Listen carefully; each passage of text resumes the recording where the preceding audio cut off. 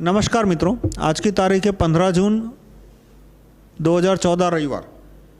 ये video technology transfer के ऊपर है in context of defence, FDI in defence. मतलब एफडीआई इन डिफेंस का एक सबसे बड़ा पॉइंट ये बताया जाता है कि इससे टेक्नोलॉजी ट्रांसफ़र होगी। टेक्नोलॉजी ट्रांसफ़र होगी तो भारत के जो इंजीनियर है उनको भी वो वेपन बनाने की टेक्नोलॉजी उनके पास आ जाएगी और इससे वो बाद में हम हथियार खुद 100% अपने आप बना पाएंगे।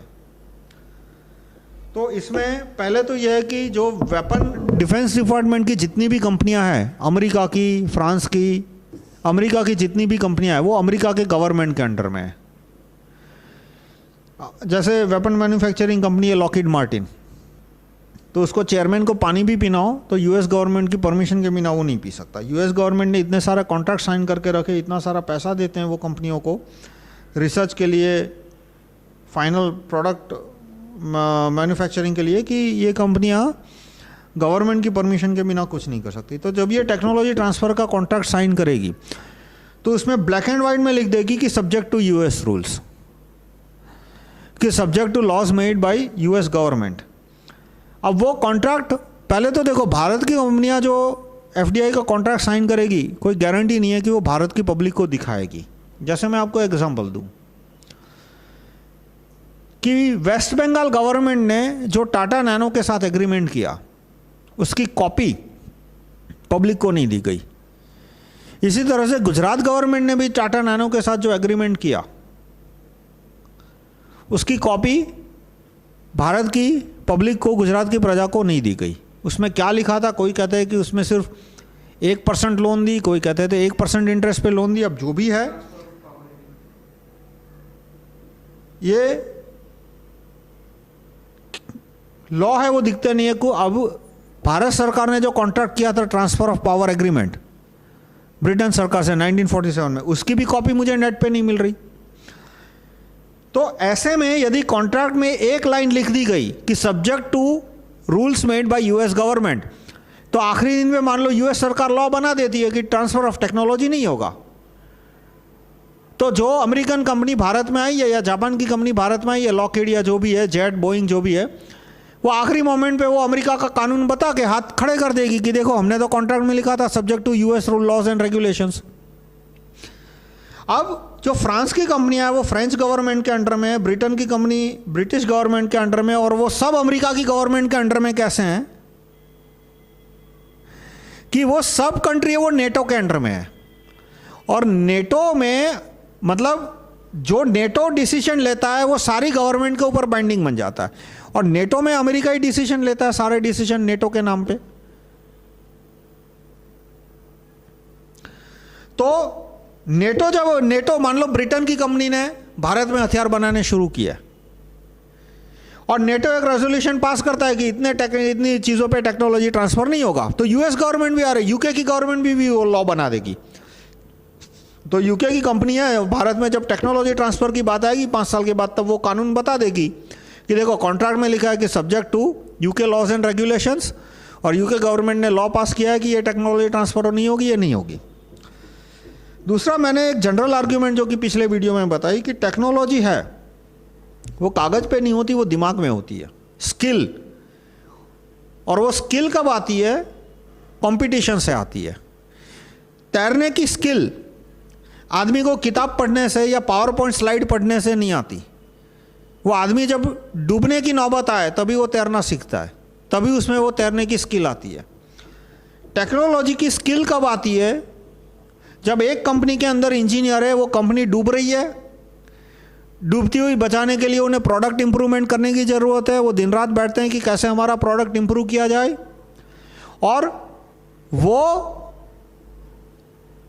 जब पूरी रात जग के दिमाग खपाते हैं कि कैसे प्रोडक्ट में से बग निकाले जाए, कैसे प्रोडक्ट को इंप्रूव किया जाए, कैसे प्रोडक्ट को सस्ता किया जाए, उसमें से टेक्नोलॉजी की स्किल आती है।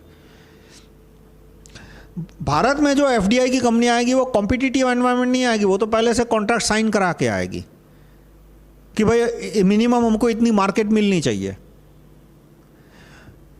टेक्नोलॉजी तो ऑलरेडी वो अपने कंट्री में प्रूव कर सकें, तो यहाँ पे कोई कॉम्पिटिटिव एनवायरनमेंट एफडीआई की वजह से नहीं आने वाली। तो इसलिए पहले तो टेक्नोलॉजिकल स्किल है वो कंपटीशन से आती है।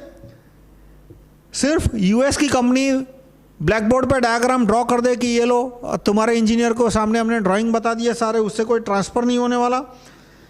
लास्टली यूएस गवर्नमेंट रोक सकती है और अमेरिका की जो कंपनी हथियार बनाती है जैसे लॉकहीड है, लॉकहीड मार्टिन जेट है, तो 100% टेक्नोलॉजी उनके पास भी नहीं होती। जैसे बोइंग है, एयरबस है, ये इंजन बनाते हैं, किसका इंजन यूज़ होता है? रोल्स रॉयस का इंजन यूज़ होता है बहुत सारे प्लेन में।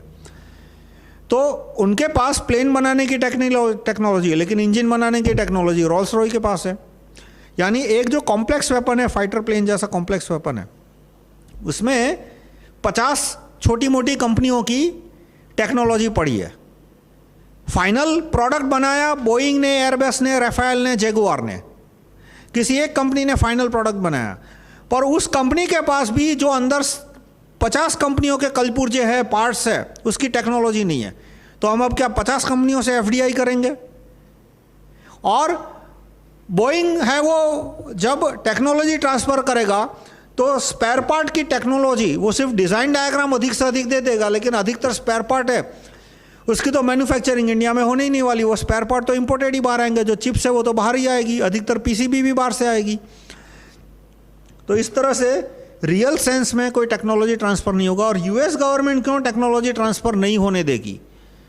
क्योंकि भारत के इंजीनियर के पास टेक्नोलॉजी आ गई और वो कल ईरान चला गया और वहाँ पे उसने हथियार मैन्युफैक्चर करने शुरू कर दिए। तो इसलिए, और टेक्नोलॉजी है वो एक दिमाग में नहीं होती, 100 दिमाग में होती है। किसी का दिमाग इतना बड़ा नहीं है कि पूरी प्रोडक्ट की टेक्नोलॉजी अपने दिमाग में समेट सके। जैसे माइक्रोसॉफ्ट विंडोज़ है तो उसका कोड मिलियंस ऑफ लाइंस में होगा, उसमें कम से कम 200-500 मॉड्यूल होंगे। किसी एक आदमी के दिमाग के बस की बात नहीं है कि 500 मॉड्यूल की टेक्नोलॉजी वो अपने दिमाग में एब्जॉर्ब कर सके। कम से कम वो पूरी टेक्नोलॉजी है वो 200-500 हज़ार ब्रेन्स में डिवाइडेड है। और वो या उसका इक्विवेलेंट ब्रेन जब एक कंपनी के नीचे काम करे या अलग अलग कंपनी आपस में कॉन्ट्रैक्ट बना के काम करे तभी वो प्रोडक्ट को रिप्लिकेट कर पाएंगे। मान लो आज माइक्रोसॉफ्ट विंडोज़ को रिप्लिकेट करना है, पायरेटेड नहीं बोल रहा, उसकी कॉपी करना तो 2 मिनट का काम है। पर मान लो स्क्रैच से पूरी ऑपरेटिंग सिस्टम लिखनी है तो उतने स्किल्ड इंजीनियर लाना, भले ही उनके पास सोर्स कोड हो। पर चलो ऐसा कहा कि भाई इसको ये विंडोज़ 7 का ये विंडोज़ एक्सपी का कोड है, अब इसको एग्जैक्टली इसी सोर्स कोड को लेके अब विंडोज़ 8 का सोर्स कोड लिखना है या विंडोज़ 7 का सोर्स कोड लिखना है, तो उसके लिए जो स्किल चाहिए वो स्किल मार्केट में जिसने कंपटीशन फेस किया है उसी के पास आ सकती है। यानी ये टेक्नोलॉजी ट्रांसफ़र की जो बात है वो ख्याली पुलाव है। हकीकत में क्या हो रहा है कि भारत के अंदर हथियार बनाने की कंपनियों को सुधारने के लिए जिन जिन कानूनों की ज़रूरत है, wealth tax, jury system, right to recall,